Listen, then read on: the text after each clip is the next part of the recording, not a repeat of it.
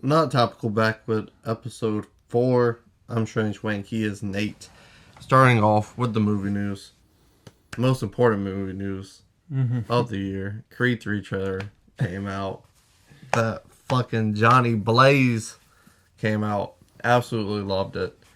Trailer reactions up on the channel now of me. He wasn't here to watch it. He was like, I don't know, in a soup kitchen or something, or saving a cat out of a tree. He's a nice guy, which is why you should subscribe. But I think after watching it again with you just now, I think Creed's actually retired, which is why his buddy Jonathan Majors has 2 titles. And they haven't fought yet because he's coming out of retirement to settle this beef with this guy that he once loved and like put back onto boxing and everything. So I think that's the storyline, which is going to be like interesting because like no one ever really says retired, especially now when you got the Paul brothers fighting everyone for whatever reason. What'd you think about it? Yeah. The trailer looked incredible. I mean, these movies are incredible. Like, the first Creed, one of the best movies I've seen in the last 10 years. So freaking good. Facts. Creed 2, like objectively, I don't think it was as good as the first one, but it's still very good. Like the Creed franchise is absolutely incredible. They can run this. I hope they have a plan for it in terms of like how many movies they want to do. I hope it's not this made money, let's make another one. This made money, let's make another one. This made money, let's make another one. So I hope it has like a story planned out for it, because as we have seen, when you have a franchise, that is generally the best way to do things. But your theory makes a lot of sense, because Creed 2 was kind of a lot about him being humbled a little bit, realizing the importance of family and all that stuff. He has his kid, everything's going on with Rocky, blah, blah, blah. So it makes sense that he would be like, okay, I proved myself. I feel self-fulfilled in the boxing thing. I made a lot of peace with stuff. Like I reconciled the stuff with my dad and, this guy's son and all that kind of good stuff. So it makes sense for him to be like, all right, I'm just going to do family shit now. And it also would make a lot of sense because definitely what is a movie that is in the Rocky franchise, but really what's a good fighting movie without a good training montage? And in the beginning, when he is talking to Jonathan Majors, he is noticeably smaller than when he is in fighting shape in the end. So it would make sense that he would be retired and therefore not need to keep all of that weight on and everything. So, All right, 2-part question. go for it. Jonathan Majors. Yeah, he's pretty good. What a fucking transformation. First time I seen him, last black man in San Francisco.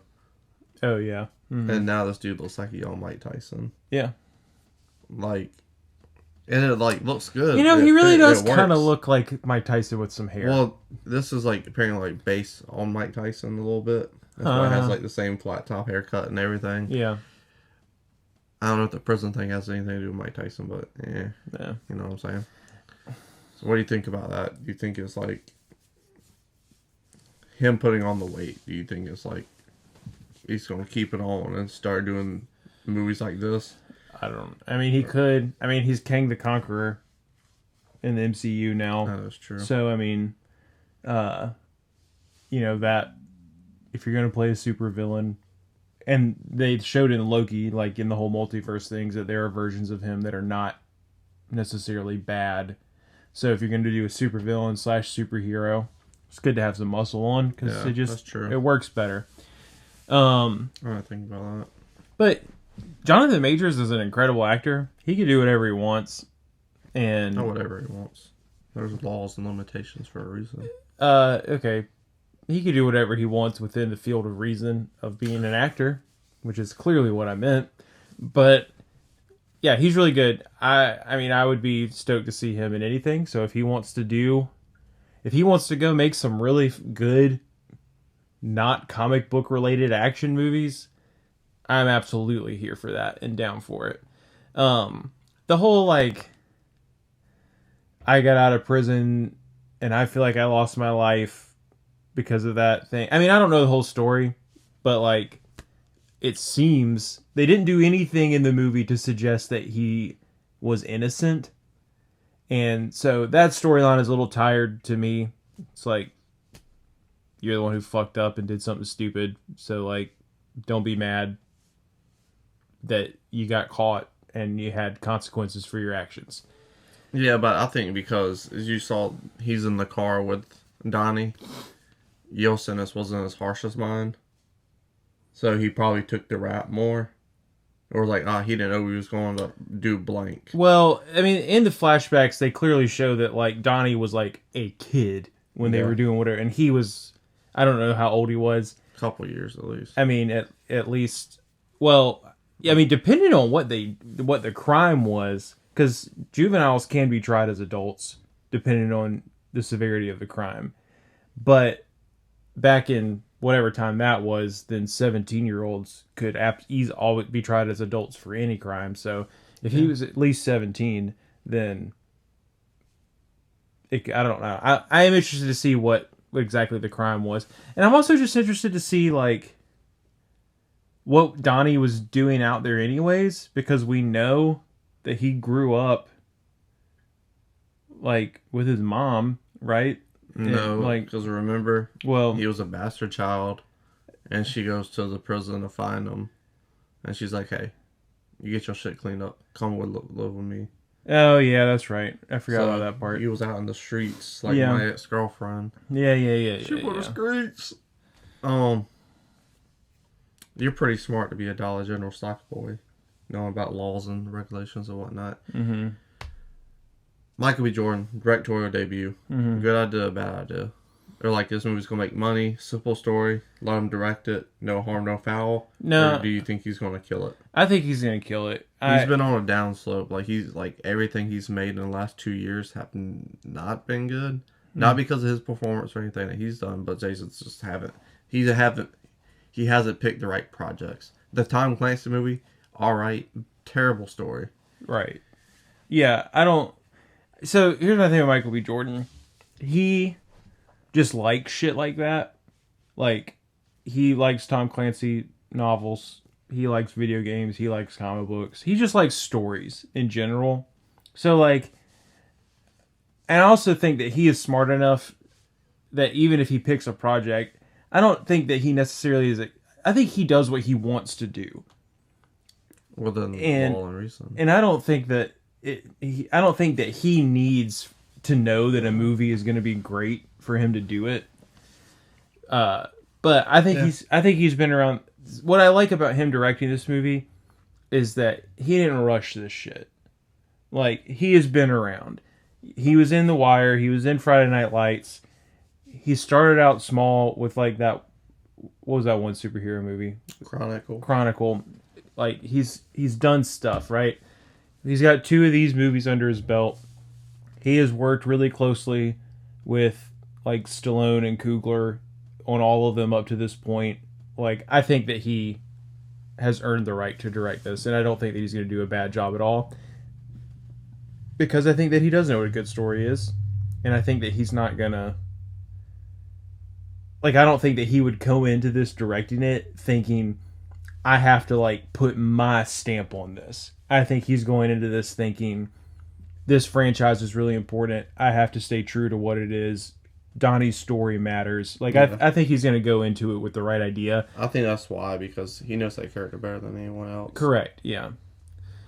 Yeah, so I'm here for it. I'm glad that he's doing it, because I think that this could be... I think this is the perfect movie for him to have a directorial debut. Yeah. And to see if directing is something he wants to do in the future and all that kind of stuff. So, I don't know that I think that, like... I don't think he's going to turn into a director. I also don't think he's going to end up being the actor that feels like he has to direct every movie that he's in. I think this one is just really important to him. Yeah. And maybe that was a little bit of Stallone's advice, like, hey, you in my shoes now, you got to direct a movie. I mean, maybe. That's what Stallone did with a bunch of the Rocky movies. Yeah, so no, maybe. I'm here for it. What less not interesting news do we have today? Well, I don't even think this is news, but it's something to talk about. Alright, real quick, I'm sorry. Creed 3 trailer wise. Yeah. I'm more excited for this than I was Creed 2 because you were terrified of Creed 2. The nostalgia and everything, wasn't here for it, and I was scared when I watched that one because the rumor was that's Mr. T's son. I said I don't want to see Mr. T old, wrinkly, dusty ass in this goddamn movie. Oh, the rumor was that Jonathan Majors was... Yeah. No, I wouldn't have believed that. I didn't hear that rumor, but I wouldn't have believed it. They're not going to keep doing he fights the son of everyone that Rocky had any interaction with. So, based on the trailers, what do you think you're more hyped for, this one or number 2?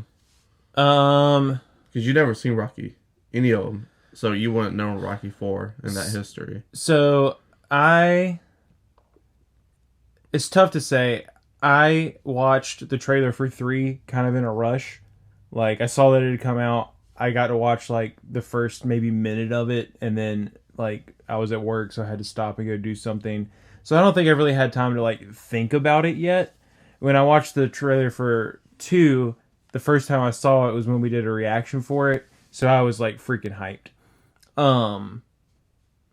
But I also think that, like, I just have this I'm going to be excited for a Creed movie. It does, at this point, it does not matter, right? Like, I don't think that the people that are involved with it, I think they've made it very clear they give a shit about it. I don't think that they are, like, every movie is made to make money, but I don't think they are just, like, despite there being executives involved who only care about the money, the other people involved genuinely care about the story. Yeah. So I just have an immense amount of faith and trust in everyone that's involved with these movies and these projects. So if they announce a new Creed movie, I don't even need to see a trailer. I'm going to go see the movie. Yeah. I'm just disappointed we don't get that. Well, you're married now. We might not get to have our tradition anyways, even if it was right. What tradition? Watching it on Thanksgiving together. And then I watch it early in the morning, and then you come later because you have family stuff, and then you laugh at me for crying. We'll have to work on Thanksgiving, so. What a nematode. Yeah. But, yeah, it's not on Thanksgiving. It's not having a Thanksgiving release. It's coming out the 3rd month of next year, whatever month that is. Was that March?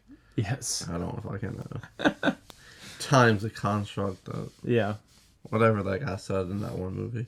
Hannibal Buress. You like Hannibal Buress? He's okay. He's a little gimmicky. Yeah. But, like, that's a funny motherfucker when he's rolling. Yeah. No, that's true. Voice, yeah. Like, fucking hilarious. I like him in the Spider-Man movies. He cracks me up in those.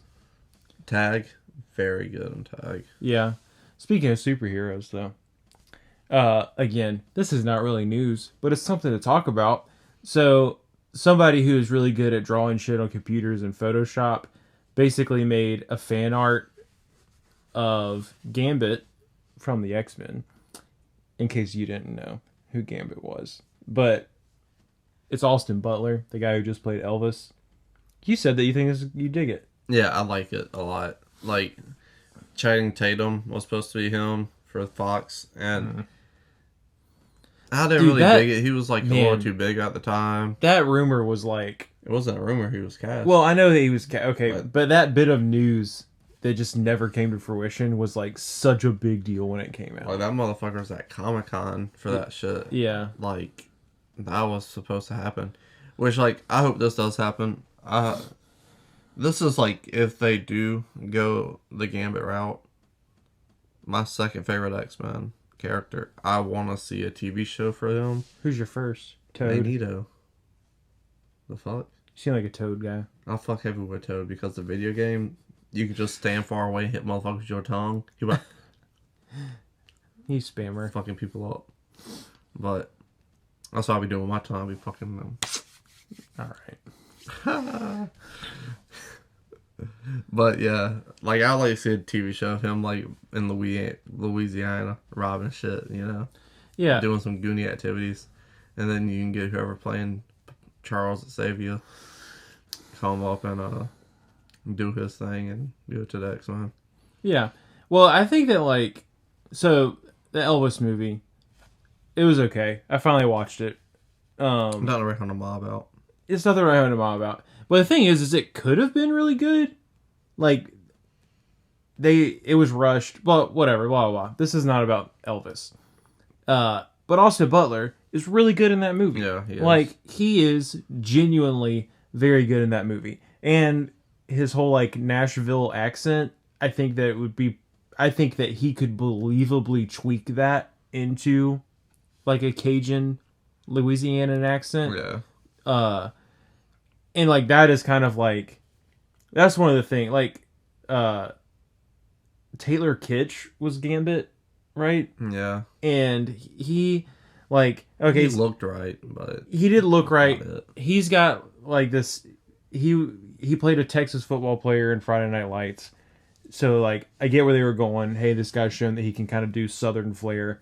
It just didn't work. Maybe it wasn't his fault because that movie's script and a lot of just ideas in that movie were really bad. But I could see this. Like, he's got the right build, I think, for it. Yeah, I think sure. that, like, he has shown acting chops enough to make the character good.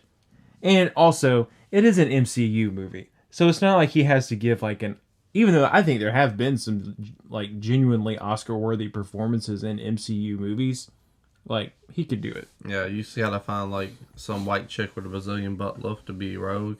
So you can be like, Mona Cherie. It's like, she had a fucking dump truck in that cartoon, you know what I'm saying? Yeah, no, you're not wrong. But fourth favorite X-Men character, Juggernaut, because of that YouTube video. I'm the Juggernaut, bitch! Right. Fuck you talking about, Charles? That shit's so fucking funny. Yeah. Greatness.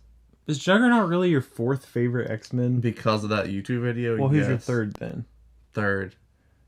Toad. Oh, it really is Toad? It really is Toad. Oh. That was my character on the video game. That nasty motherfucker. He'd be fucking throwing slime balls at people, and people call me a slimy motherfucker, so it just made sense, you know what I'm saying? You're not wrong with your big thumbprint on your glasses. Dog. Early morning dog. Again, this is not really movie news, because nothing new has been announced, but Screen Rant released an article about why Star Wars movies being delayed for now is a good thing. You don't give a shit about Star Wars, but I do. I got opinions. Yeah, I mean, of course it is. Like, I mean, alright, so the last trilogy made a lot of mistakes. I don't think there's any denying that. I still really enjoy all the movies. I don't care what you say. Last Jedi, it's a really good movie. It really is. Which is why I am excited. So, before Last Jedi came out, it was announced that they were going to give Rian Johnson his own Star Wars trilogy. And then Last Jedi came out, and then a bunch of freaking losers bitched about it online. No, that's not what this says. This says he's busy doing Ninth Out projects. Listen. And then, after people bitched about it online, they were like, oh, maybe we're going to cancel the Rian Johnson trilogy because blah, blah, blah. But then a bunch of smart people got online and were like, no, screw that. We love The Last Jedi. Rian Johnson should have been in charge of the whole thing. Like, we want that shit. And then they were like, okay, well, we're not going to scrap it. So, it is still planned for him to do that. Obviously, he is busy doing other things because Glass Onion is coming out soon. And they're taking a break from Star Wars movies. But it is a good thing. And this is not a new idea. But yeah, they need to take time and they need to plan this shit out instead of just being like, all right, J.J. Abrams, you do something. Okay, you pick up what he did, but don't put your own twist on it, but you picked a director who's gonna put his own twist on it. And then J.J. Abrams was like, that's not what I wanted. And then they were like, okay, well, you made the third movie. And then he just said, well, fuck everything this guy did. Instead of doing what was right for the franchise and building off of it, whether you liked it or not. There's a whole thing. Well, yeah, sure, why not? Where I was coming from this, it made these movies feel important when you don't have something for a while and then you get something. Dave Chappelle, for instance. We had the Chappelle show. And then the motherfucker went to Africa and said, fuck y'all. I'm out. And then he came back and did his thing. And it was a really big deal. Whether you liked it or not, it was a huge fucking deal. Just like, whether you liked it or not, episode 1, after 15 years, 10 years, or whatever the fuck, from Star Wars movie. That was a really big deal. You've heard the stories about motherfuckers camping out and doing shit, things like that. You make them feel important. That first box office is going to be ludicrous. Yeah. And I ain't talking about the rapper Chris Bridges, you know what I'm saying? I think everyone should take a note from this.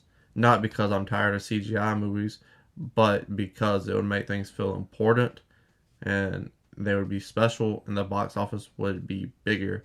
These MCU characters that we don't really know, like Shang-Chi, if we hadn't had a Marvel movie in 3 years and the first Marvel movie we get is Shang-Chi, that box office would have been doubled.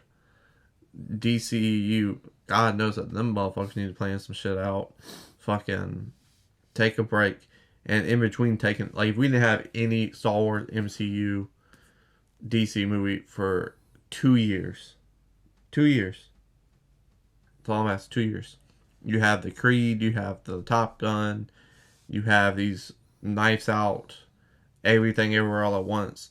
These big movies that get like word of mouth value out into the world, where people go to the movie theater to watch these non-blockbuster monster franchises, and they're like, not only is this shit John Blaze, but Honey Dip was like, I want to see this movie because of the trailer in the beginning. So you go to another movie that wouldn't have made as much money, or you go to this shitty horror movie and you see a trailer for another movie, and you're like, oh, that shit's John Blaze, let's go see that later. Let the trailers do their fucking job. If I gotta sit through fucking 25 minutes of fucking trailers in front of Black Adam's old bitch ass to watch the goddamn movie, then fuck it. Make them important so I can go see it. Start making trailers better and give me a break in between. Because, like, if you give me 2 years and movies are doing what movies do, making fucking money like they did in the 2000s and the 90s and the whatnot. Mm-hmm. And then you hit me a year where there's a DC movie, Marvel movie, and a Star Wars movie, they're ready. Those 3 box offices will be heavy. Heavy. And then you can spread them out. They're not going to be on each other's dicks.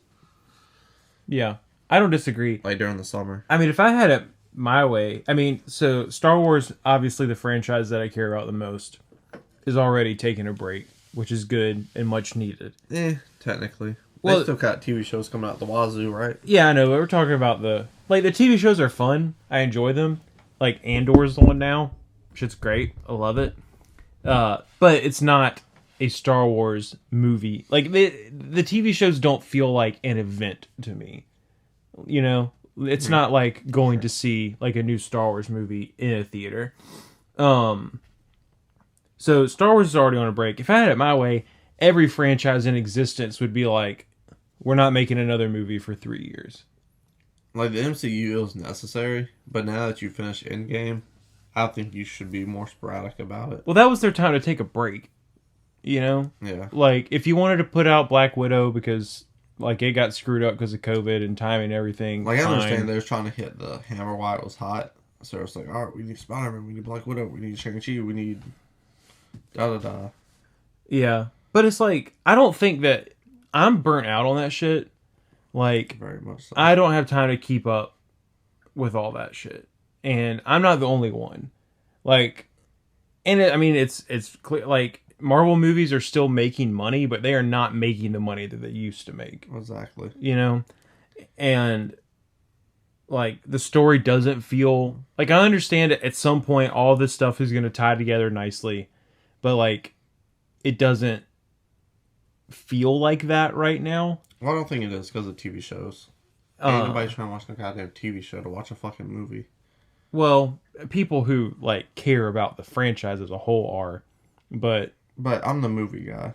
Right. And you are too. Well, so like, I agree that you shouldn't have to watch a TV show to understand something that's happening in the movie. Well, my point is, you have people come up to you and ask you questions about movies all the time. Mm-hmm. Because you have a YouTube channel about movies. So you've seen every fucking movie in the world. That movie you watched when you were young with your uncle, that was a fucking B movie. That's not even made a fucking Blu-ray. Have you seen this movie? Oh my god, I can't believe you've seen this movie. You get asked the questions. You get asked da-da-da-da-da-da, whatever the fuck. Yeah. Motherfuckers came up to me and was like, I don't understand Doctor Strange. Explain it to me. And every time I said, "Did you watch the TV show on Disney Plus?" No. Like they're not communicating it that we have to. They just assume because of the juggernaut that everyone just watches all this shit. Right. Well, I mean, and this King Conqueror or whatever, Secret Wars or shit. The only reason why that shit's popping off is because of fucking X-Men and Fantastic Four. Yeah, that's really their two like big selling points right now. I definitely feel like they just made this massive assumption that because Disney is a giant money making machine. I think that they were just like, okay, we created the biggest thing in the movie world. We completely changed like the landscape of movies. Like, we're important. People care about this shit, and we want to get as many subscribers to Disney Plus as possible.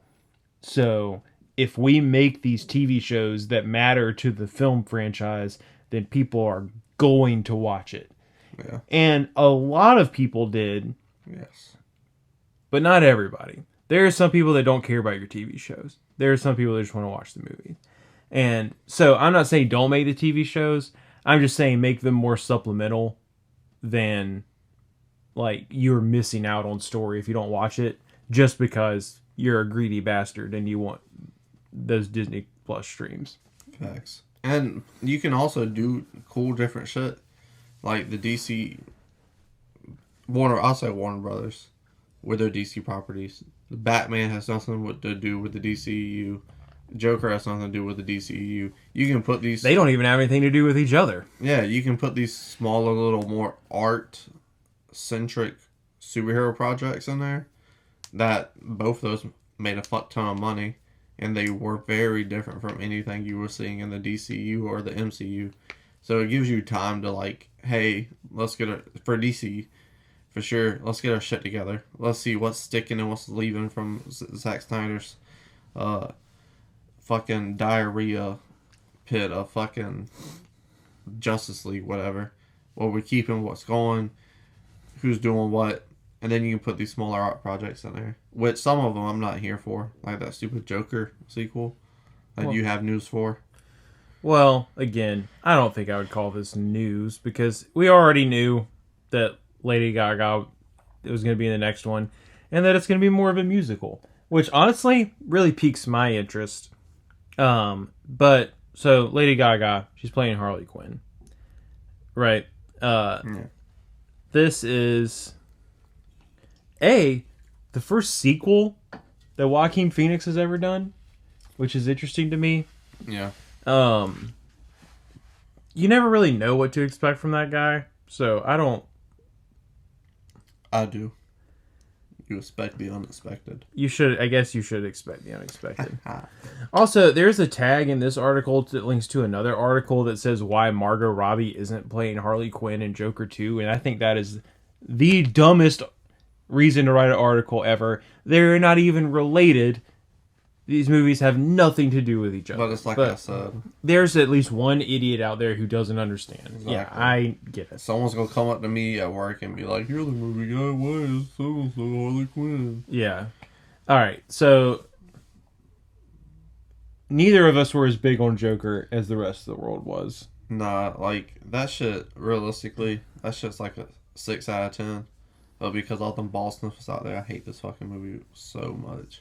Yeah. I have a passion of hating this movie. Like, you really... I really fucking hate this movie. Really hate this movie. And not even because you necessarily think it's a bad movie. You just hate the way that the world responded to it, like, basically. If I was in the club getting twerked on by She-Hulk, she double caked up like she was on the TV show, and she whispered in my ear, she's like, I want to go home with you, do a bunch of nasty things, and then watch Joker afterwards. It's my favorite movie. I said, you be going home alone, shawty. You know what I'm saying? Yeah. Like, you know how you said I have these little things where it's like, I find one thing that I really, like, despise, and a person does it, and I'm just like, oh, nope, I'm done with them. Yeah. That's one of them, I think. Joker, specifically. Yeah. Other ones is, like, really, really trashy decals on their car. Yeah. Like, especially the ones that's like, there's a baby up in this bitch. How trashy could you be? Bro, I don't have decals on my car, but like if you got decals, good and fine. Not a me thing, but like if you're gonna ride my ass, pull my hair, or some they can shit. get very fucking trashy, and I'm just like, I'm repulsed. I'm really repulsed by that shit. You know what I'm saying? Nice. It's a Power Rangers reference. It was. But are you telling me you're not gonna see this movie? If I didn't make YouTube videos, yeah, I would not go see that movie. But if we didn't make YouTube videos, I don't know that we would care as much about like I think our opinion. I still don't think we would have liked Joker that much, but I think that we would be a little softer on it. Nah, I wouldn't. I don't think so. Anyways, I think Lady Gaga's a pretty good casting. If you have to make this, if you are just insisting on making this movie, I think that's a pretty good casting for it. But and they kind of touch on it in this article. What I'm most interested in seeing is like what their relationship is going to be like, because it has become like, well, I guess, I mean, I don't read comics. I'm sure there's a comic storyline that touches on this, but Suicide Squad, or what's the good one? Well, I guess really in both of them, they kind of like, they hit on the whole Harley Quinn's finally, done with the Joker's bullshit, blah, blah, blah. That was Birds of Prey. Oh, yeah, that's right. Yeah. And then in the Harley Quinn animated show that's on HBO Max, which is very good, by the way, the whole thing starts off hitting on that beat. Like, Harley, and it really like digs into how unhealthy Harley and Joker's relationship is, because the TV show is kind of meta.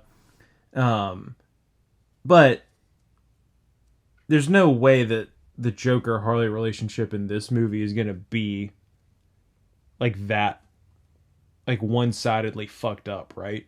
I mean, it has to be like a different take on it, which I'm interested to see, because Arthur, like he has his moment, like he's weak, right? Like he's soft, he takes a bunch of shit, blah, blah, blah.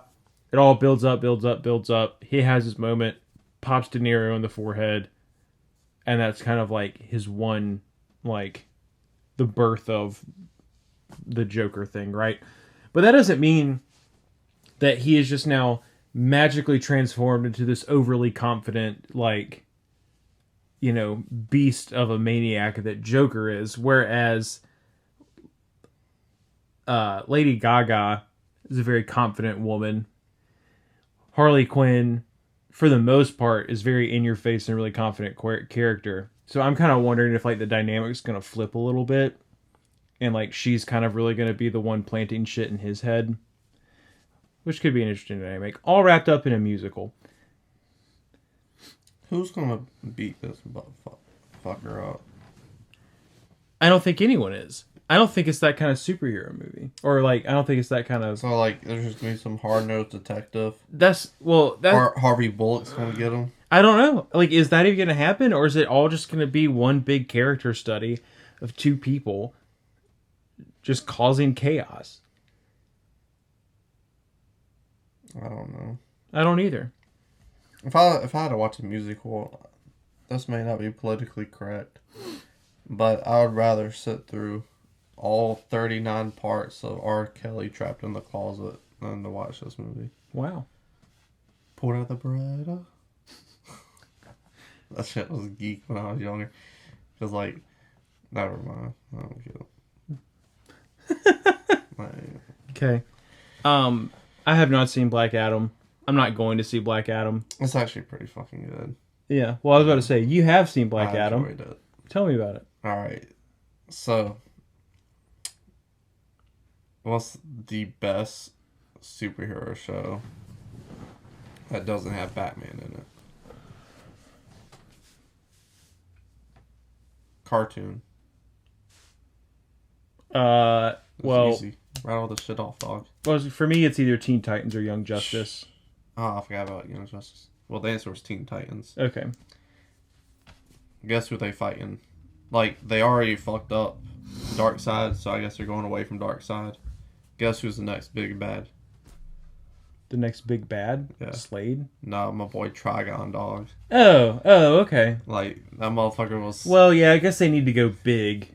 Like, yeah. that motherfucker's in the movie with a crock pot cooking some shit up in hell or some shit. Sending demons to Earth, you know what I'm saying, dog? Yeah. That shit, fire. So, this is what I hate, though. Because they set up Superman, comes in at the end. Henry Cavill, you see his face, unlike Shazam. Old Dwayne, he hit that motherfucker with the eyebrow probably and was like, let's fight, motherfucker, something like that. Whatever the fuck. It was a warning. It was like, hey, Amanda Waller was like, you gotta stay in this country or we coming to fuck you up. And he's like, hoo. Ain't nobody fuck me up. I'm Black Adam, bitch. I'm the Juggernaut, bitch. And then Superman's like, you said nobody from this Earth could fuck you up. I ain't from this Earth. I'm Kryptonian, dog. And they have similar powers. Like, if he gets hit with uranium, like, he'll, like, actually get hurt. So. Uranium? Yeah. Like actual uranium? Sure. I don't. It'll start with E, and that sounds right. Oh, okay. What's uranium? Well, uranium starts with a U. Oh, I'm way off. And it is one of the elements they use to make atomic bombs. But it is highly radioactive. Some kind of blue metal, which also might be radioactive. Anyways, Black Adam's really fun. It takes a bunch of cliches of superhero movies and twists them, which makes the movie predictable to not predictable. And then you get some really good investment because it's just fun. You got Dwayne doing his thing, and it's just a really fun movie overall. It's terrible CGI. But, the point I was trying to make before, Superman, him, they're probably going to fight. Shazam's going to come in, and because he sees he's one of me, dog. I can take him. That's just not going to work. Him and Superman and Shazam are all fighting. Just like that one comic book, cartoon, DC movie they came out with a long time ago. Shazam and Superman versus Black Adam. Oh, yeah. But they're putting themselves in the fucking corner again, having motherfuckers fight each other that are eventually going to be on the same team, because that's The Rock. The Rock ain't going to be a bad guy. He's not dying off. Right. He's not going anywhere. Henry Cavill probably isn't going anywhere either until he gets his own movie. Cavill? Sure. Cavill. He plays Superman. Cruella Cavill. He doesn't deserve to have his name right. You know what I'm saying? Fuck him. Fuck Superman. Strange Wang, follow me on Twitter, bitch. Like I was saying, Trigon's gonna come back. Those three nematodes will be like, we gotta kill this motherfucker. Are they gonna use that to introduce, like, Raven and Titans? I assume so. I don't know if Titans is canon in the DCEU. I don't know either. But apparently it's a really good TV show. But I feel like they're putting themselves in the corner, having him and Superman. Unless they go do the Captain America Iron Man thing, which I would be more okay with that if you tease it a bunch. Oh, like the build up to like their ideals, like they're so snarky with each other, things like that, and like they tell Black Adam to jump, and he lays down. Like Dr. Fate, Hawkman, like banter back and forth is so fucking funny because it's like, don't kill people. I knew you was gonna save them, so I threw him out of the building. You got wings, you can fly, bitch. Well, it's fucking good shit. And so, top 5 favorite DCEU movies. Well, competition's not stiff. So one of the criticisms that I heard. I'm joking. One of the criticisms that I heard about the movie is, well, I know how much you love The Rock, so I assumed it was for him. Yeah, he's The Rock in the movie. He's not Black Adam. He's The Rock. Well, one of the criticisms that I heard was that Black Adam, The Rock's version of Black Adam, it's The Rock, isn't really an anti-hero because he doesn't actually like. It's stuff like that. Like, all right, does he actually harm and or kill anyone that is innocent to serve his own purpose in this movie?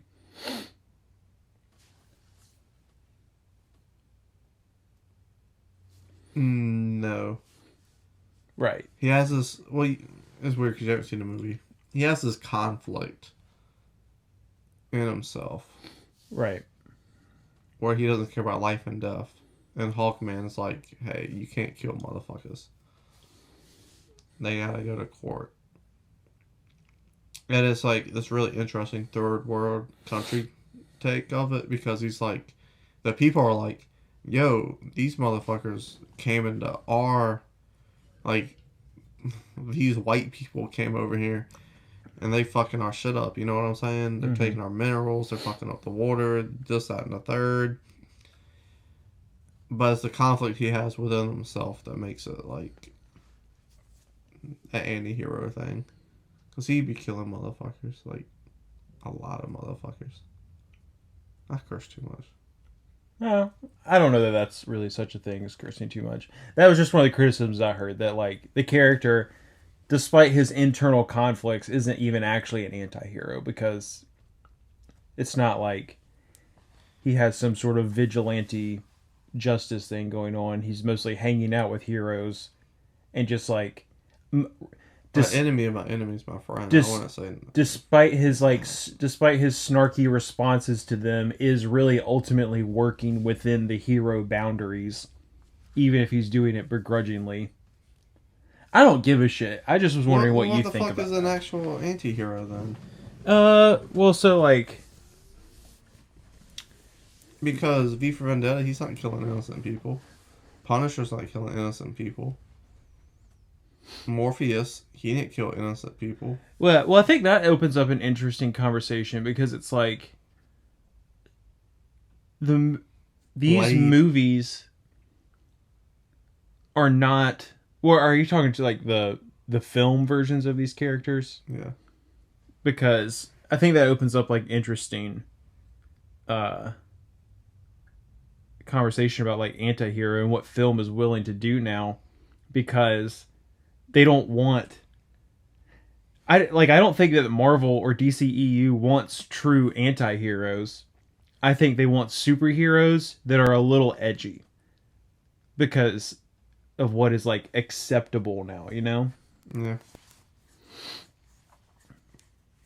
Also, like V for Vendetta, yeah, he doesn't kill any innocent people, but he causes like complete and total anarchy, overthrows an entire government, destroys a massive amount of property, and it is all like to serve his own purpose because he sees a flaw in the system, which in that case is a very real flaw and not an idealistic flaw.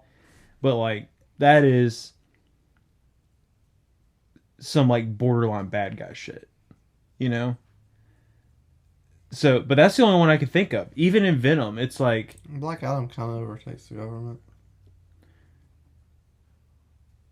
I haven't seen the movie, so I'd believe you. But like, but outside of that, in like regular superhero movies, I don't know that anti-heroes truly exist anymore. You know, well, like I think Loki's maybe the closest thing because he'll still be out there just mind controlling motherfuckers for the fun of it. You know, that's true. Yeah. But last week we ended on it. This great cereal debate. So we're going to talk about breakfast cereal. That I don't even eat a lot of breakfast cereal. So this is mainly a you eat a lot of breakfast cereal? You still eat cereal? I go through phases. I will like once a year I'll like get some cereal and I'll eat like 3 boxes of cereal. Yeah, no, I'm the same way. I do it like probably twice a year though. What does homegirl eat? What kind of cereal she eats? She eats some apple cinnamon Cheerios. Well, she's more of an Apple Jacks person. No. Than they still have the little racist Jamaican guy. I think they probably ditched that. I don't know, but anyways, she does like Apple Jacks, Crunch Berries, Cinnamon Toast Crunch, which I don't know. Necessities. Yeah, those are the last ones that she bought, but she also knew that those were my favorite, and so I don't know. Also, preface this. Do you consider oatmeal cereal? No. Okay. Oatmeal's oatmeal. Right. I agree. But there are parts of the world that call that shit cereal. Yeah, and there's a bunch of delusional motherfuckers on this earth that have shit takes about everything. Like, someone told me this. Oatmeal is not fucking cereal. Like, bro, I'm about to get on a rant, dog. I learned about this thing called silent quitting, and it pissed me off because it doesn't need it. Like, the name's fine, but you telling me I have to respect it because silent quitting is okay. Because wait, what's silent quitting? So I was talking to somebody, and they was like, "Yeah, so and so, one of my favorite people at work, they're a silent quitter," and I was like, "What the fuck does that mean?" They just don't come back to work, but it's okay. And my boss got mad at them, and it pissed me off because they don't have problems with conflict. So it's okay that he's a silent quitter, and they should respect that his fear of conflict. And it's like, fuck that, dog. Okay. That's the stupidest shit ever. So here's my thing. That person was living their own life. If that's what they want to do, shoot a text message. That's fine. I don't give a shit if they shoot a text message. It shouldn't. You shouldn't. Like, what I'm pissed off about is you shouldn't tell me I have to respect something. Well, my thing is, like, if you're telling me that you have to respect that person's feelings, their fear of conflict, their decision, then why don't we have to respect that boss's frustration with the situation? I don't have to respect anything. I know that you don't, and like, I understand what you're saying, but it's also still stupid to be upset that someone else is upset with someone else's feelings, because that's their feelings, and don't they have a right to feel them too? Whatever. Let's talk about fucking cereal. But the last thing, they played the fucking Seinfeld card on me, and it was like, well, your favorite show is Seinfeld, and don't they do that on there? Just make up things. I'm like, yeah, but they don't tell me I have to respect them. But fuck that. That shit pissed me off so bad. Alright. Cereal bracket. What is the best cereal of all time? We didn't make this bracket. We just searched it up real quick because I was out at 5 o'clock in the morning. He's on lack of sleep. He's got a wife, you know. He's been up all night too. I'm sorry, you know. Cereal bracket. First up, we got Kellogg's Honey Smacks. You know, Honey Smacks. You know what I'm saying? Like some Honey Smacks. I would like you to not do that ever again. Apple Cinnamon Cheerios. Fuck Cheerios. Apple Smacks all the way, though. I mean, Honey Smacks. No, we're rock, paper, scissors. Off the rip, son. Okay, first of all, I'm sure it's going to come up. So, spoiler alert. He hates Frosted Flakes. Regular Cheerios, garbage. Terrible cereal. Honey Smacks, worse than original Cheerios. Apple cinnamon anything is delicious. Alright, let's just get this over with. Rock, paper, scissors, shoot. It's got a frog on it, too. Have you ever even had Honey Smacks? Yes, I have had Honey Smacks. Oh, there's a weird thing. That was like the wild card, I guess. Oh, a playing game. Yeah. Oh, okay. So we got them Cookie Crisp. That commercial used to geek me up. Yeah, that's a great commercial. All right. Hit it one time. So Cookie Crisp. Yeah. So, all right. So Honey Smacks versus Apple Cinnamon Cheerios was a play-in game. So it's Honey Smacks versus Cookie Crisp again. I'm glad you love that. Whatever one you want. If you want Cookie Crisp, we'll go Cookie Crisp. It's absolutely Cookie Crisp. Cookie Crisp is delicious. God. Look at this. I'm crying. Oh, why'd you have to be big? Oof. Kicks sound cooler. Actually, Special K. I like Special K strawberries. Here's my issue with Special K. They tried to start this whole Special K diet in the 2000s, and like, it like almost put some people in the hospital because they were literally like, oh, hey, just replace 2 meals a day with 1 bowl of Special K, which does not have that much nutrition in it. It was like complete bullshit, and Special K markets itself as this like super healthy cereal when it's not unhealthy, but it does not give you everything that you need. So that was fucked up. So screw you, Special K. I'm going Kicks. Kicks it is. It's got corn on the box. Corn. It's got the juice. Yeah. Speaking of corn, we got Corn Flakes, classic Apple Jacks with the racist little Jamaican guy on there. Well, the cinnamon stick is down there. Yeah. Apple Jacks are freaking delicious, dude. I'm going Apple Jacks. Never had either. Okay.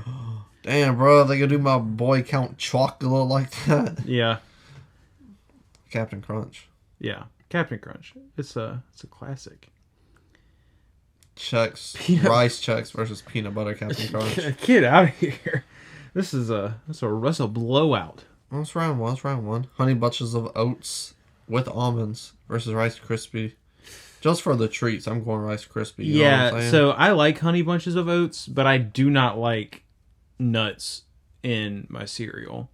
So Rice Krispies. Snap, crackle, and pop, dog. Easy. Not even gonna announce the matchup. Just Cinnamon Toast Crunch. Yeah. Honey Nuts Cheerios, Reese's Puffs. Is this a challenge for you? You can be honest. No, it's not a challenge. As soon as I saw this, I knew which one I was clicking. I don't eat chocolate.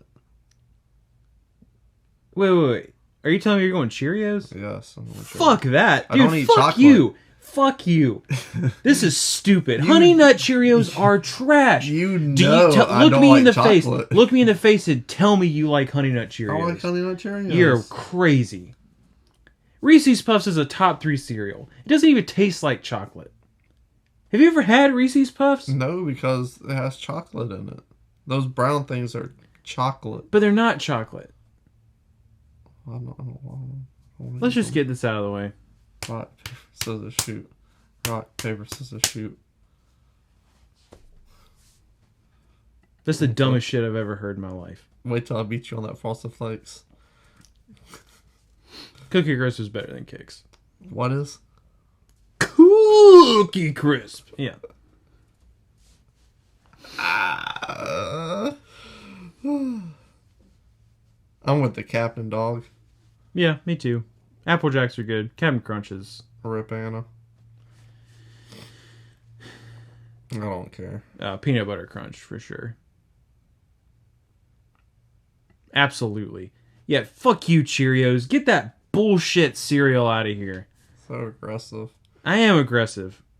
This is actually a toss-up.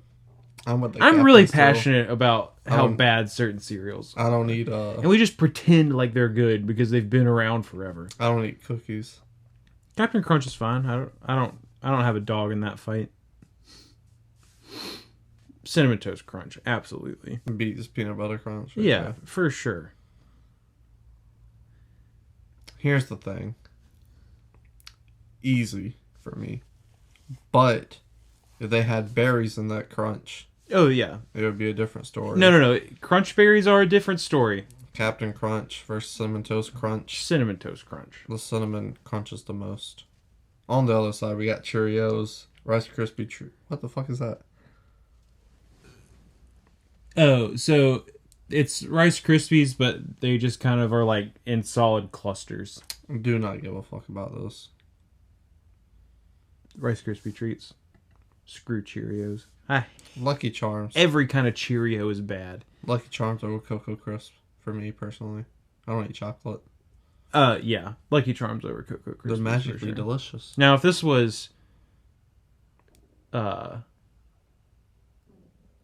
what's the Flintstones one? Fruity Pebbles? But not the chocolate one. I can't remember what it's called. Cocoa Pebbles? Cocoa Pebbles. If it was Cocoa Pebbles, that's a different story. Well, we got Raisin Bran and Fruit Loops. I'm personally going Raisin Bran because I get a free DVD. Fruit Loops, out of all the like hard cereals that will tear out the roof of your mouth, they're like in the bottom of my list. I like Raisin Bran. Raisin Bran's good. I was joking, but I'll take it. Golden Crisp. That bear, he be doing drugs. Yeah, you can't tell me. He looks that bear's eyes a little slanted, dog. That was looking like me like last night around 3:30. You know what I'm saying? Yeah. And then you got your Fruity Pebbles. Dude, Fruity Pebbles are incredible. I love Fruity Pebbles. I don't have a dog in this fight. I fuck with Fred. Cocoa Puffs versus Frosted Flakes. Frosted Flakes are garbage. I will never pick them for anything. They do not taste good. There's like a weird, like chemically taste to whatever coating is on that shit. I had this really weird dream the other night. Tony the Tiger is one of the worst mascots of all time. After we had this argument on the show that night, I had a really weird dream that maybe because I took sleeping pills, but me and you were scientists, and we were taking Frosted Flakes, and that's the only like sugar left in the existence was on Frosted Flakes. So we had to extract it from the Frosted Flake. Extract it to make sweet tea. And I don't like sweet tea, so I don't know why we were making sweet tea. Dude, I mean, what else is processed? We do live in the South, and if like for some reason the world ran out of sugar, like extracting sugar from other things that already had sugar on them just to make sweet tea would be something that someone around here did. But that was the dream. I would just like to point out that Frosted Flakes I got vitamin D, dog. is a good source of vitamin D, but Cocoa Puffs are a good source of calcium and vitamin D. Well, I got a calcium deficiency, so you're going Cocoa Puffs because you need the calcium. That's what that means. I saw it on House. I was listening to Lil Wayne, and he was rapping, and he said, "My doctor," talking about a therapist. "My doctor said I need a doctor, so I called House. Now I am a pill popper." Huh? And I said, "My boy Wayne on that shit too." Rock, paper, scissors, shoot. Want to rock too many times. Get that fucking Frosted Flakes bullshit out of here. Are you happy you lost 2 and won that one? Well, honey, all the Cheerios are gone now too. I'm ecstatic. Okay. Like, I mean, listen, I'm pretty sure I know what the final 2 are going to be here, and they're probably going to be my top 2 cereals. And so when we get to the final, I'm going to have a really hard time. But all the Cheerios are gone, unless they pull some like bullshit Cheerio shit up in here, which is fine. Frosted Flakes are gone. This bracket is going as good as it possibly can. Also, Raisin Bran versus Crunch Berries. This is 2 scoops. Get it. 2 scoops is too many. Like, here's the thing. Raisin Bran, I love Raisin Bran. When you put it in milk, like, the coldness of the milk makes the raisins, like, even chewier and harder, and they get stuck in your teeth like crazy. I didn't realize you were such a... 2 scoops of raisins is too many scoops of raisins for Raisin Bran. So, also, Crunch Berries is, like, S-tier cereal. Right? Yeah. I didn't realize you were such a cereal connoisseur. Like, I'm actually, like, stupid passionate about one cereal. of my favorite things about you is, like, you just have these, like, not left-handed opinions, just, like, out of nowhere. Like, random things that I really, really like, care about. Yeah. Like, very strong opinions about. So, hotel breakfast. They got 7 of these cocksuckers on the fucking wall. You fucking press your button, the cereal comes out to your bowl. How long are you sitting there? Deciding on a cereal? Oh, that depends. Is Cinnamon Toast Crunch available? Your top 5s. Well, 7, but obviously you got 2 old people, so you got 5. Well, are you like a beer guy? Are you drinking the same thing every... Like, no. You go there, I'm having these? No, So you're going back for different cereals. My top 3 cereals, not necessarily in this order. Cinnamon Toast Crunch, Crunch Berries, Cocoa Pebbles. Reese's Puffs, 4th. So if all 4 of those are on the board... Having a bowl of each. I'm probably going to have a bowl of 3 of them. And Reese's Puffs will probably be the one that gets left out because it makes... Out of those... like, for some reason, you have to let Reese's Puffs sit in the milk for a really, really long time for it to, like, make the milk chocolatey and peanut buttery. So... You said chocolatey. So, post milk, or post cereal Reese's Puffs milk is the worst milk of the 3.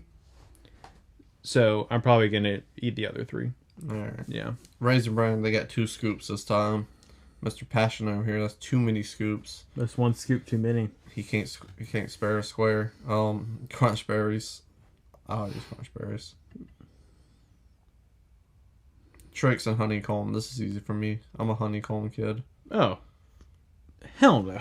Tricks. What's your beef with honeycomb, dog? You don't like honey? All of these, like, stupid... You don't like honey? Do you like honey? Yes or no? I do like honey, but that shit doesn't taste like honey. It just tastes fire. This weird sweetness over something. I love weird sweetness. Okay, well, Trix is delicious. Sound like a porn name. Every fruit cereal is better than any honey cereal. Rock, paper, scissors, shoot. Bastard. I'm in your head. You got it figured out now. I like Pops, dog. Why do you like these bland ass cereals? Because the fiber. You don't see the fiber are on the there, most dog. boring person in the entire world when it comes to cereal. Like, I don't care. God, Cocoa Pebbles are fucking incredible. Rock, paper, scissors, shoot. Rock, paper, scissors, shoot. Rock, paper, scissors, shoot. Told you, been there. The Charms. Yeah, Lucky Charms over whatever. I've never even had those before. I was about to say, if you pick that, you just an asshole. No, I've never even had them before. Don't care. Fruity Pebbles. I only had any dogs in this fight. No, Crunch Berries is definitely better than Cocoa Puffs. Cocoa Puffs is like the worst chocolate cereal. That's tough, but Cocoa Pebbles, like I said, that's a top 3 for me. So I'm not gonna be petty and vindictive. I'm gonna stop. Fruity Pebbles, Lucky Charms. yeah, I would personally pick Fruity Pebbles, but I don't care. There's nothing on the side of the bracket I'll eat minus that and Crunch Berries. So good. Wait, like, have you had any of these? They all been eliminated. I don't like chocolate. You wouldn't try Fruity Pebbles? Nah. Why? This just don't look appetizing. Oh, they're delicious, though. Don't look good to me. Listen, the best thing about, like, the Pebbles line is they're so small, you can get so many of them on a spoon. And, like, the texture, like, the mouthfeel of cocoa or Fruity Pebbles that have just, like, been in milk for a little bit, there is nothing like it. It's so good. Bro, we get, like, fucking... You know what? If you can find the time, give me $20, I'll edit it. And we're making you a cereal review TikTok channel. All right. Crunch Berries, though, it's still better than Cocoa Pebbles. Like, that shit would be articulated. Crunch Berries. Yeah, Crunch Berries. But these are the only two I eat. Oh, okay. The rest of mine got eliminated. All right, the final, which, like, I'm gonna have a really hard time here because this is 1 and 2 for me. I say Cinnamon Toast Crunch. Yeah. I think objectively, Cinnamon Toast Crunch is the best cereal. The milk of all time. They sell the milk. I know. I don't know if it's any good or not. It's just cinnamon and milk, which you can make at home, and it is pretty good. And they probably put some sugar in it, and since it's like something they're marketing and selling, for some reason there's probably high fructose corn syrup in it. But yeah, Cinnamon Toast Crunch is the best cereal of all time.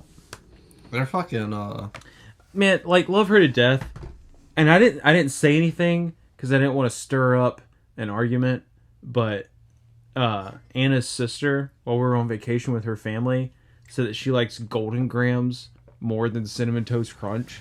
And I had to, like, I physically had to stop and make myself not be like, are you crazy?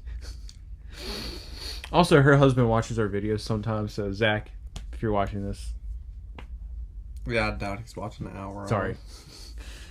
That's weird. How do you feel about people watching our videos that you know? I mean, I don't care. I am who I am. I didn't make up a fake name and persona to be on YouTube, so. No, it's not that. It's like, well, this is a little bit different, but like, we make this for a certain audience, right? People that love movies. Sure. Most people that watch our videos that I know. I mean, the podcast is like a little more broad. Yeah. Like a top 5. Mm-hmm. Like, someone watches that. Not on the same wavelength as us. Like, for like a top 5, right? Yeah. Like, later on, if we're doing top 5 war movies, if they're like, I don't know what The Deer Hunter is, but blank generic action movie about war. Why wasn't that? You know what I'm saying? Not really the target audience. So for me, it's just weird because it's just like, why the fuck are you watching this? Like, I appreciate it and everything. Well, my hope would be if someone was watching this and was like, oh, why isn't this on the list? my response would be, have you seen, in that case, The Deer Hunter? To which they will probably say no. And to which I will be like, you go watch it. Go watch good movies, dog. Yeah. But that is the top 5 for this week. My dumbass wrote down the wrong fucking movie. I don't know why we're doing this list. Netflix are remaking... For some reason, I thought it was The Longest Day, but Netflix is remaking a classic war movie. Oh. And I can't remember what the fuck it is. Bridge over River Kwai? No. Thin Red Line? No. All Quiet on the Western Front? All Quiet on the Western Front. That's it, actually.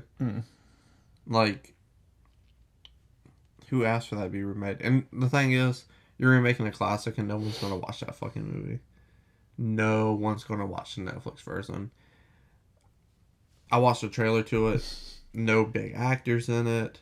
Like, you had a leftover war set and you was like, we'll pay you little than nothing. Yeah. Go make this movie. Netflix is so interesting because it's like, they could pop out an Oscar contender. They could pop out... No, they pop out shit all year long and then pop out 5 good fucking movies and raise the price $10 more. I don't pay for it, but that's just stupid. Fuck Netflix. The worst streaming service out. Give me Peacock. Give me the niche Disney Plus. Give me Hulu. HBO Max. HBO Max has been my Numero number uno. 1 lately. Yeah. Give me any of those. Netflix. Netflix is Walmart. It was the biggest and the best for a long time. It ran the yard. But guess what? Everybody's got you. And now you're trashy. Like, fucking... There's a reason why there's a People of Walmart page on the internet and not a People of Target. You know what I'm saying? I love Netflix for one specific reason. Well, I mean, outside of like some of the TV shows that are on there that I just like to have on in the background because I don't really watch TV. But they are not afraid to take a good director or filmmaker. They are not afraid to be like, here is some money. Make whatever the fuck you want. And yeah, sure, 8 times out of 10, them making whatever they want isn't great. No. But at least it is like something original. Yeah. And I will never be mad about Mank. getting to watch something that, yeah, Mank, bottom tier Fincher. Like, it's not great. It's good. But they let him just go make what he wanted to make. And, like, I love that. So you have TV shows. You said you've seen House. yes. How many Wangs out of 10 you gave House? Oh, I love House. Fucking, so... I Only love it too. 7.5, but Really? it's too long.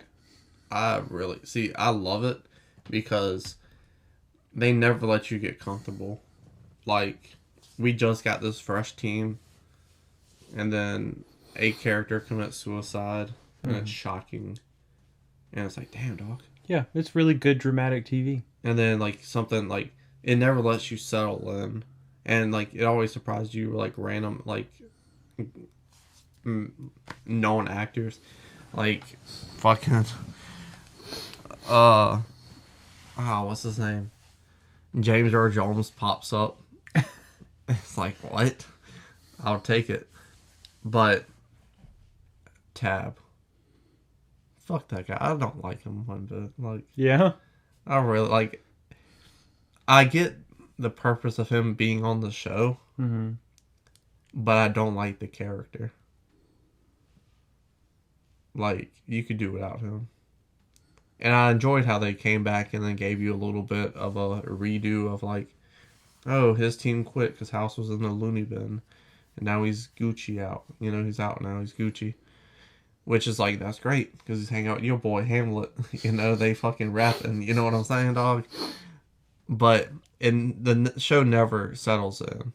It gave you that. It was like, all right, we're going back to the original 3 team. Well, 4 with House. Give you some nostalgia. And then it cut it before it got old. So, that's what I really love about House. I'm on season 5.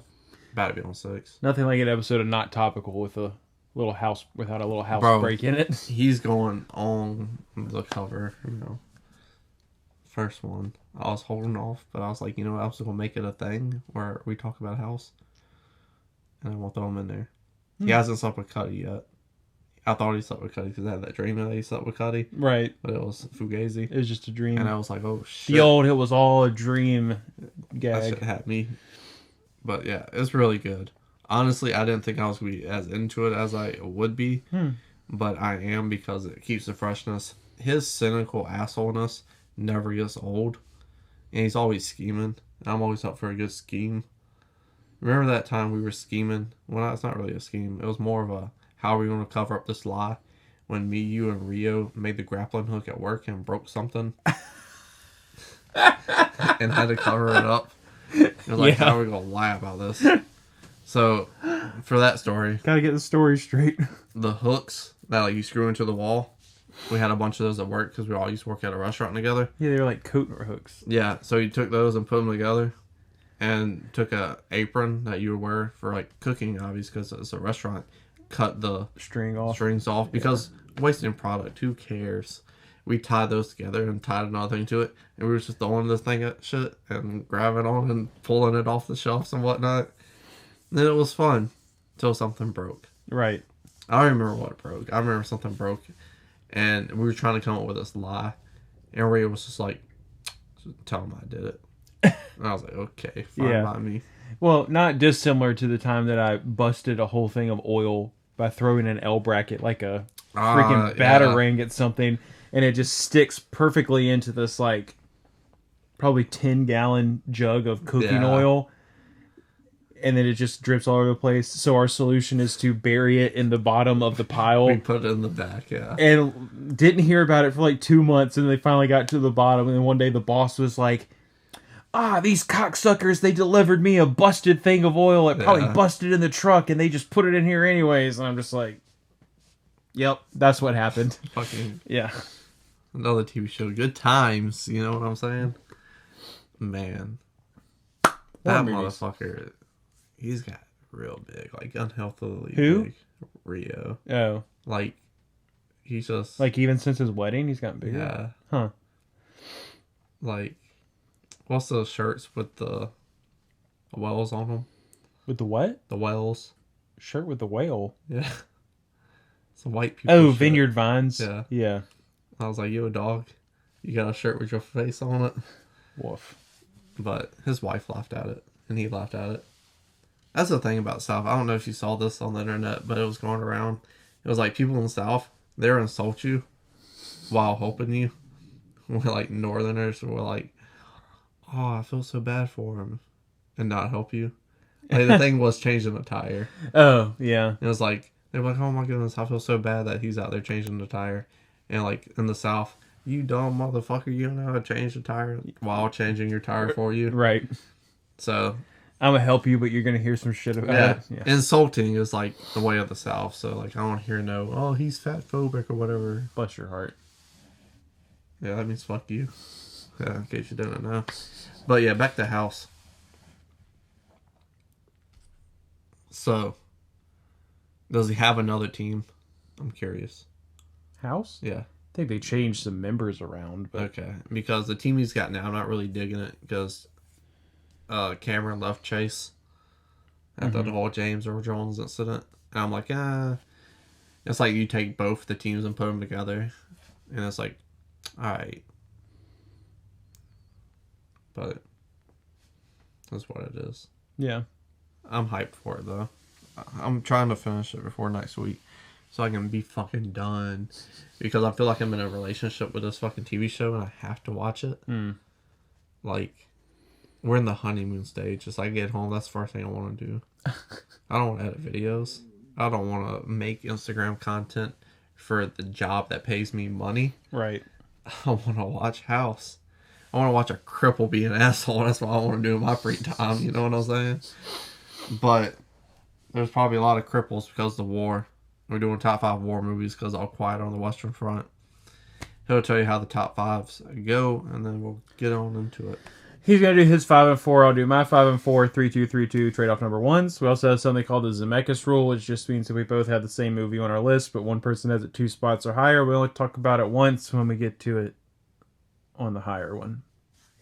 All right. Grain of salt with my list.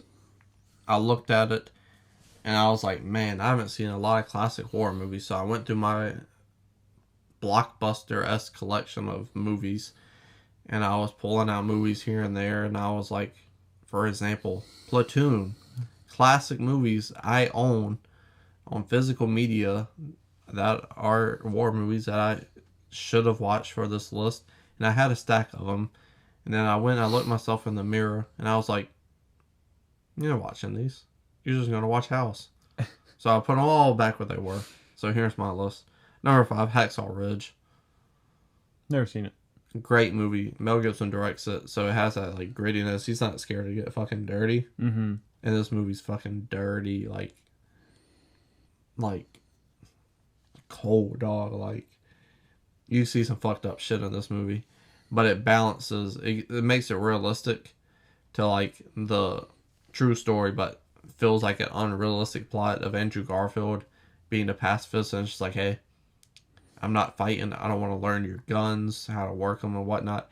I'm just here to be a medic. And his father being disappointed in him, Hugo Weaving, is like, fits a father of that time. When you think of like an old classic movie, like a mean, like a World War II era dad, bitter father, like that's what I think of. So like perfect casting, but because of the war and everything's so gritty, it makes Andrew Garfield's character seem more realistic, because it's like, okay, if you told me this plot, I would like, that's a stupid idea for a movie, because a pacifist in war, what?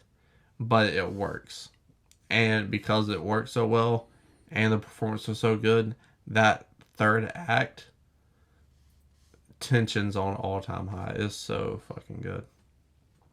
So good. Number 4, mentioned it earlier. It's The Deer Hunter. Oh. This movie is honestly terrifying.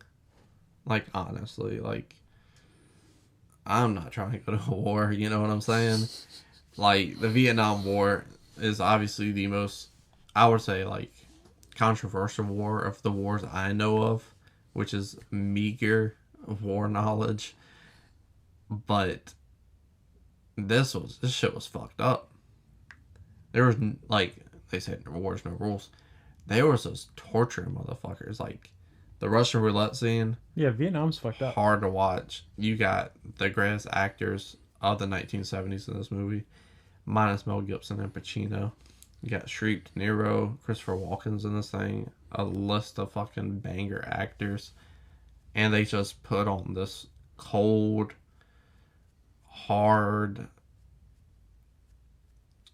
performance. Like, it's a hard movie to watch, and I think for a war movie, some of them need that element of being hard to watch, because this is no joking, laughing matter. And it shows what happens when you come home from war and how it changes you and shit. And I think that's also very important, because there's a bunch of movies I haven't seen, but it's like, hey, that's very important, because motherfuckers do come back from war. They're not the same person because they've seen some fucked up shit. And that's real life.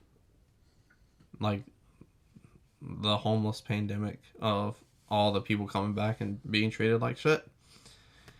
Well, there's a reason for that, you know?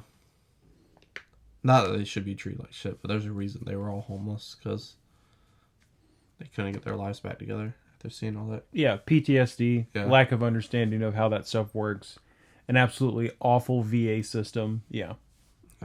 Which is weird. I don't know much about this. You probably know more about it than I do. Did we have this problem during World War II? People coming home and just not knowing what to do with their lives? No, the mentality was a little bit different. Also, World War II was like a little more...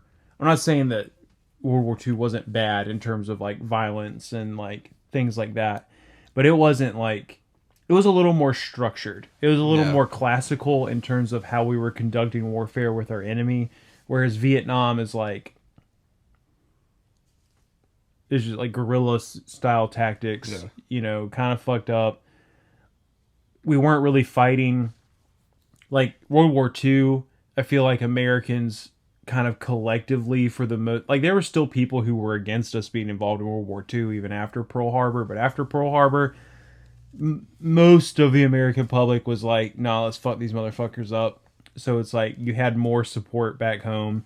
Yeah. There was a real purpose to it, where this was just like kind of part of a geopolitical agenda, and like a lot of guys didn't even understand why they were in the first place. The flower power movement. They have little kids running up to them with bombs strapped to their chest. Like, I mean, it's Vietnam is fucked. So I'm not saying people didn't come back from World War II with like shell shock and PTSD, because but it wasn't like absolutely did. But like the millions of them, like not millions, thousands of being homeless. Yeah, the vibe was way different. Yeah, and like they were treated like heroes when they came back from World War II, and like coming back from Vietnam was just like, woof. Just taking white women in the middle of the time, sure, I'm throwing them down, kissing them. Sure, yeah. World War II, what's consent, dog?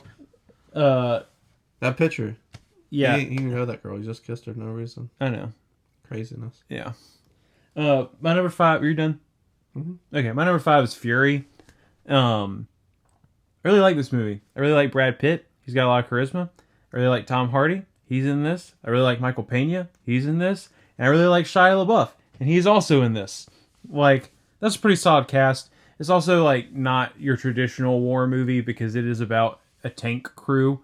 But I'm forgetting somebody. we still get, Jonathan Berthenol. Oh yeah, Barenthal's in that too. Yeah, he is really good. Him and Brad Pitt both are really good at being dirty.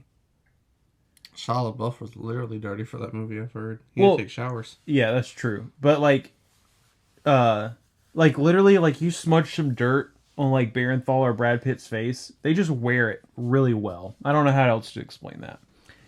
But yeah. It's a movie about a tank crew, which is not your like normal war movie. I really dig that. But you still get the like the quiet moment before the storm where you do some character building and they're telling stories about their past life, and like, you know, there's hazing of the younger guy going on, then Brad Pitt kind of looks out for him a little bit, and like, you know, a lot of classical elements of a war movie in here, but it's in a tank and it has eclectic actors in it, and I really like them. Number 4 for me, the non-traditional war movie of the bunch that is still absolutely a war movie. I'm never going to miss a chance to put a Star Wars movie on a list. So Rogue One. I was like, the bunch? What the fuck is the bunch? Oh, yeah. So, despite being in a franchise named Star Wars, Rogue One is the most war movie of all of them. I mean, you have the espionage aspect building up to like the actual Battle of Scarif, where you have troops on the ground, someone's trying to go do the mission on the secret, but then you have all the grunt troops show up and everybody's shooting each other and there's blowing things up, and it's war. And I like it. Whoa. What is it good for? Get back now.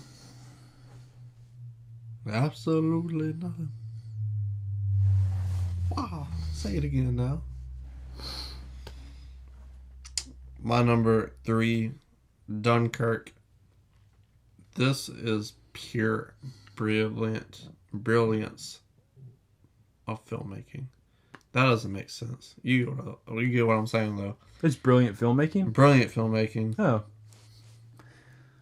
Christopher Nolan said, it reminds me of that Dave Chappelle stand-up skit where he was like, I'm so fucking good. I'm telling you the punchline now, and I'm going to tell you the joke. And I'm going to go into the punchline, and it's going to kill. Everyone's going to be laughing. And then he did it, and it was unexpected. Then he hit you with the punchline. It's like, holy shit. Because the punchline was so absurd that it was like, how are you ever going to fit that into, like, a joke? Christopher Nolan did the same thing. Christopher Nolan said, I'm so fucking good. I'm making a movie with no character arcs. It's just going to be boom, boom, boom. These are things that happened during the Dunkirk battle. I'm going to put it on screen. And it's really like, this movie made me fucking cry. And that just shows the level of investment to have me emotional enough to tear up and shed a few tears for a movie with no character arcs. You know what movie makes me cry? Rocky. One of the greatest character arcs of all time. Character arcs mean tears. The relationship between father and son, that arc that they go through in Big Fish, that makes me cry. This has no character arc.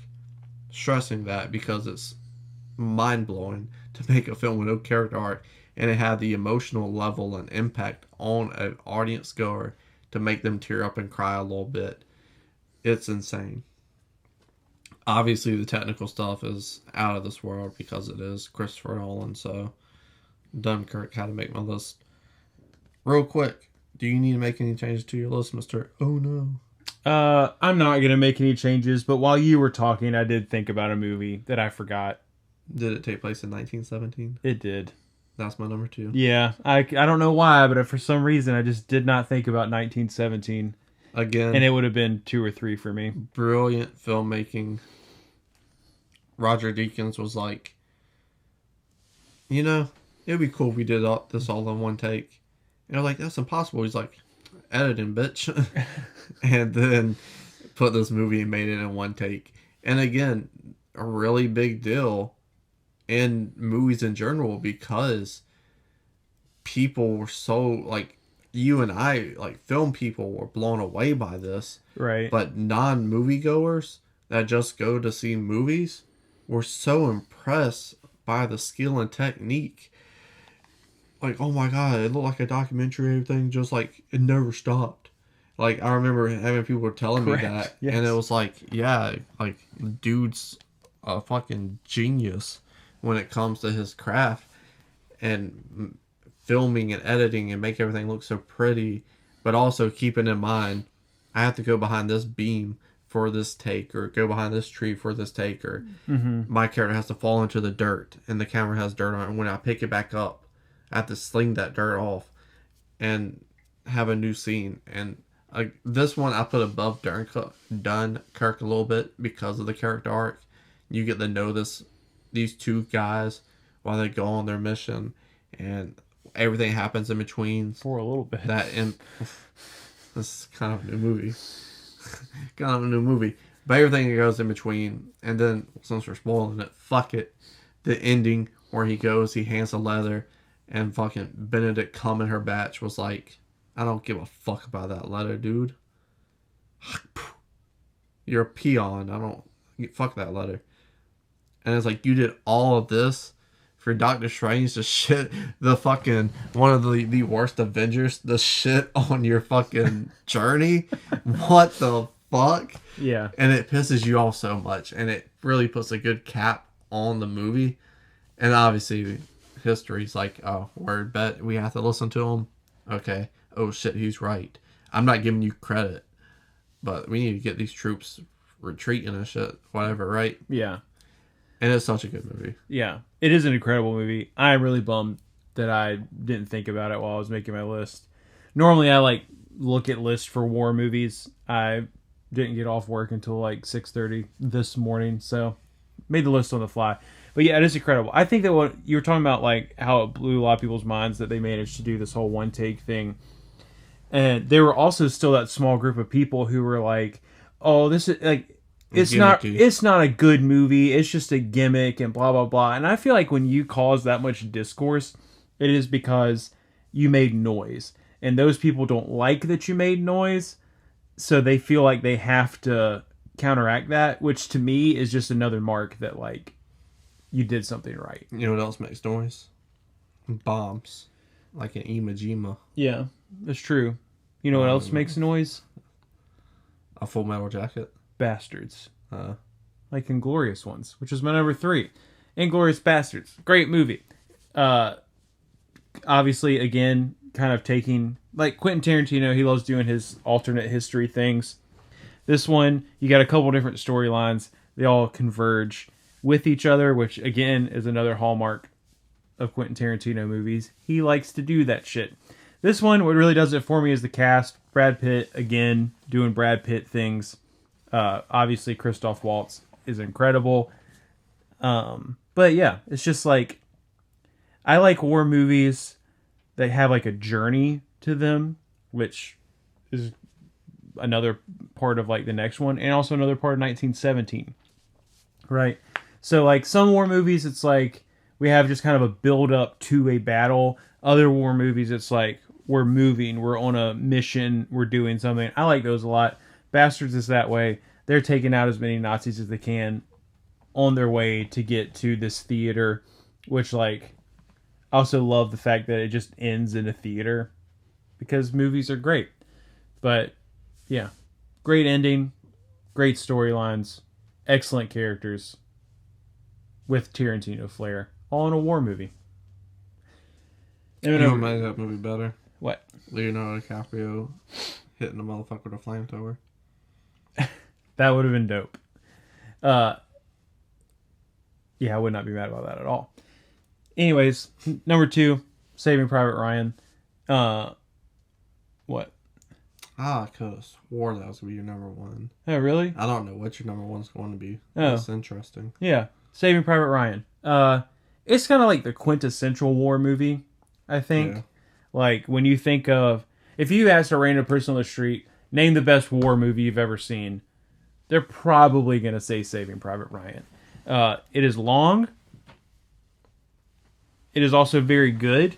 It does a good job of character building. You get to spend time with the team, learn about everybody, and then you get to Ryan, and then you kind of have that similar aspect of like, we worked so hard to get here just for this snot-nosed fucking kid to be like, fuck you.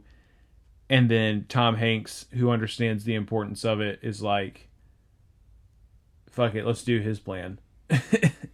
And then shit hits the fan, and it all works out.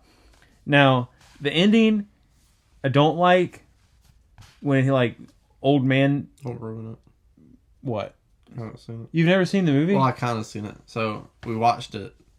We had a cool teacher when we were learning about World War II in high school, so we watched it. But it is very long, so I watched the badass beginning, fell asleep, woke up. Where the fuck did Matt Damon come from? Went back to sleep. Oh, well, yeah, you should watch. I think that, like... It's on the list. Like, I know I need to watch it. Spielberg, Hanks, Vin Diesel. Well, yeah. Classic actors. Right. Yeah, I think that is definitely, like... essential. It is, but it's like a one watch. Like, I don't think it's something you ever need to watch more than once. Oh. Like, you will get everything you need to get out of Saving Private Ryan on the first watch. Good thing I bought it on a steelboat. Right. What's your number 1? Full Metal Jacket. Oh. Fucking love that movie. It's okay. Fucking Ernie as Sergeant Gunnery Hartman is fucking brutal. Like, he's so mean, but as he says in the film, it's for a purpose. And especially for that war, like, you had to be tough. He is, what does he say? I am hard, you will not like me. But in the beginning, where he's just spouts all fucking insult after insult, and these ain't no, like, Mama Luke insults, like, they're fucking good. I didn't know they stack shit that high. Exactly. He says a bunch of things I can't say on YouTube. Golf balls and garden hoses. But, John Wayne, is that you? Is this me? Who said that? Who said that? Like, quotable out the wazoo. Oh, got a Joker over here. I'm gonna call you Private Joker. I like you, Private Joker. You can come and fuck my sister. And then proceeds to hit him with the worst punch in film history. He puts his hand up like this and goes, bah! It's like, what the fuck you doing, old man? Da da da da. Like, standing over him, the shots and everything is so good. But you have that, like, it's honestly comedy. Like, you go into it in the beginning and it's like, see people getting their heads shaved and everything. And personally, that reminds me of the scene from Stripes, which almost made my list because of my lack of war movies. But they're all getting their heads shaved in Stripes and John Candy and everything. Fucking funny scene. But that's what it makes me think of, the beginning. And then you roll into that and he's just fucking massacring people verbally. And it's hilarious. Because I like roasting people. I love wilding out. Me and my friends, since I was a wee young lad, grew up insulting each other. It's just what we did. As a form of endearment. Yes. Yeah. That's what we do. So I fucking loved it. But I also understood why he did it. And how hard he was for a reason and everything. And it's really two different movies. Like, it's two short films put together. You get the first movie and the sequel all in one, really.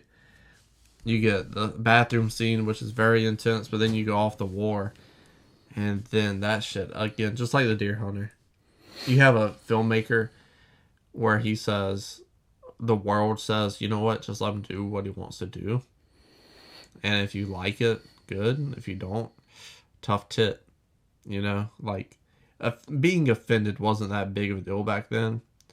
So when he's doing everything he's doing and making one of the most disturbing, fucked up movies at that time, it was like, oh my god, is this really what Vietnam was like? It was these young men that you wouldn't see in a war movie.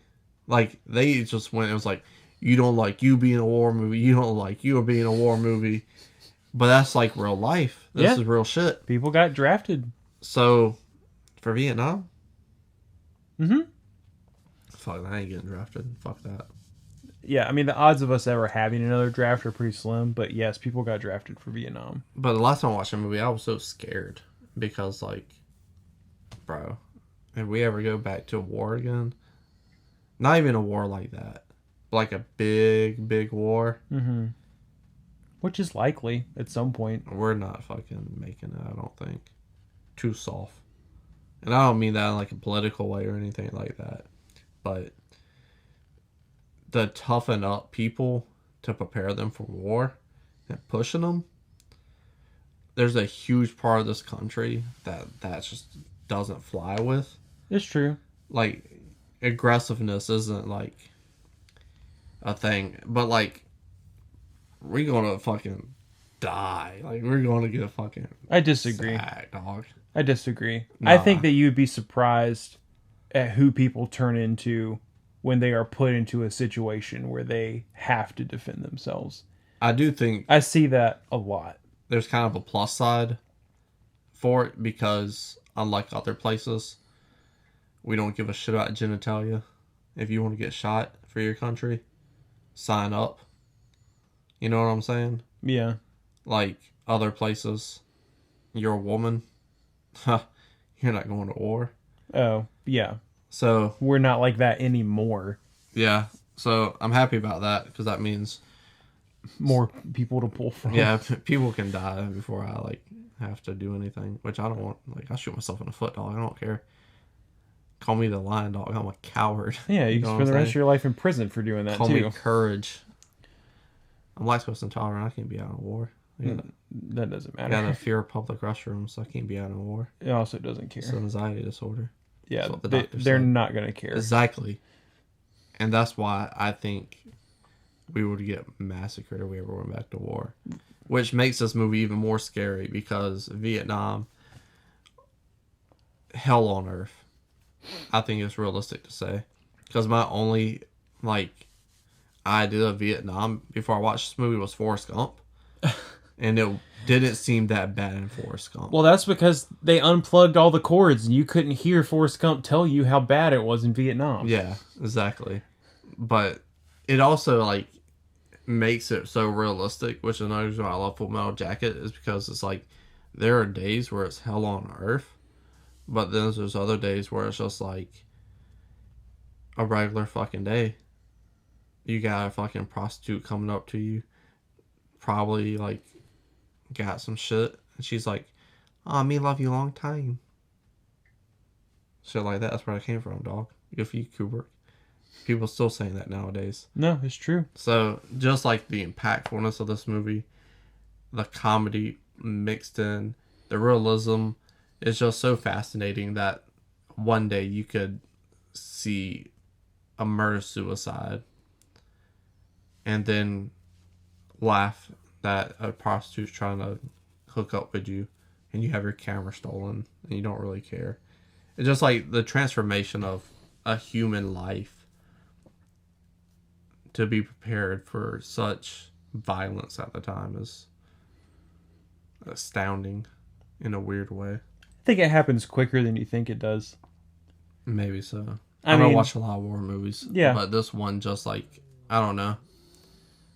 Well, even on a smaller scale, I mean, like, I don't talk about my job that much, but there have been multiple times where I've been standing on a sidewalk next to someone who just had their head blown off or jumped off a building, and like 4 minutes later, maybe not 4 minutes, but an hour later, when you're done with all of that, we're just hanging out with everybody, cracking stupid jokes about shit. And I mean, that's what I'm saying. I think that you'd be surprised how quickly people adapt and cope, because when you're put in a situation where you don't have a choice, like, your options, like, you don't have the option to be upset about it forever. Like, there's a time to process, and that time is important, but sometimes it's just time to do your fucking job. And you just do your fucking job. Yeah, I get that. But I think another thing is, like, we don't truly value and understand those relationships. Like, when an actor goes into a role, like the character named Brooklyn, when he gets shot in every war movie, you don't have that. Or Tex, or exactly. Whatever character is named after a city. Yeah, like the relationship the actors built between themselves in that movie, and that bond being put in that performance, you don't get as the heavy weight as like they would in real life. You know what I'm saying? Because you only have an hour, 2 hours with these characters. Sure. So I think it's different when you know someone. But that's my number one, Full Metal Jacket. Numero uno. My number one is also about Vietnam and also about how awful war is. I went Apocalypse Now, which is like the other quintessential classic war movie. But yeah, it basically, I mean, another movie about PTSD, another movie about... You have a question? Time out. Tell me. So, when we do our top fives, these are our favorites of the genre, of the actor, blank. This is really your favorite war movie? It is my favorite portrayal of war in a movie. That is surprising. Yeah. Listen, war is stupid. Honestly, I thought MASH was going to be on your list. That's what I thought your number one was. That's dumb. You don't like MASH? The TV show's good. I feel like you would... You don't like the movie MASH? No. Really? No. That's kind of surprising. Wait, are you talking about like the remake they did, or like... Was it a remake? Yeah, there's 1970s MASH, the movie. Okay. I feel like you would really enjoy that movie. Okay, yeah, that's different. I do really enjoy that movie. I thought that was beat number one. No, there's kind of some your stupid humor remake, but... Alright, go ahead.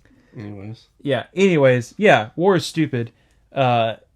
I mean, not to get into a whole conversation about the military-industrial complex, but whether anyone wants to admit it or not, the United States absolutely uses war to profit, just like every other country in the world does. Absolutely uses it for their own benefit, often under the guise of we are trying to defend the little guy. That being said, a lot of the people who are participating in war, who are in the military, they are doing it to protect the little guy. So I'm not a big fan of this whole just because you were in the army or have something to do with the military, that means you are somehow part of the problem, because most of those people actually have really good intentions and appreciate you. But war itself is really bad.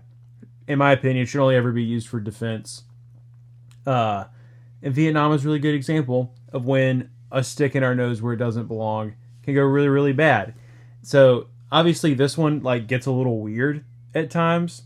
Like, maybe things weren't as outlandish as they were in this movie. Like when you get like the surfing platoon and like, obviously where like Kurtz ends up at like the very end is potentially a little stretched or far-fetched, but that's not the point of the movie.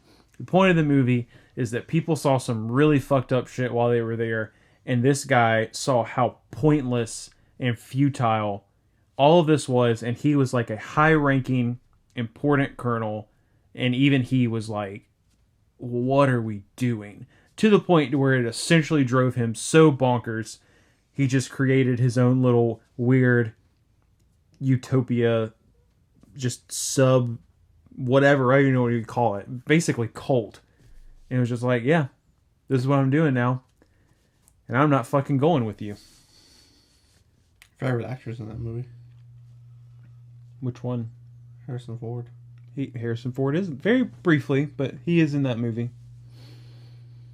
I thought you were going to make a joke about someone random in that movie being my favorite actor. Huh. Lawrence Fishburne's in that movie too. That's true. Underage. Yeah. Illegally in that movie. Very young. Good for him though. He did it. Come out of bat with a fucking classic like that. He snuck through.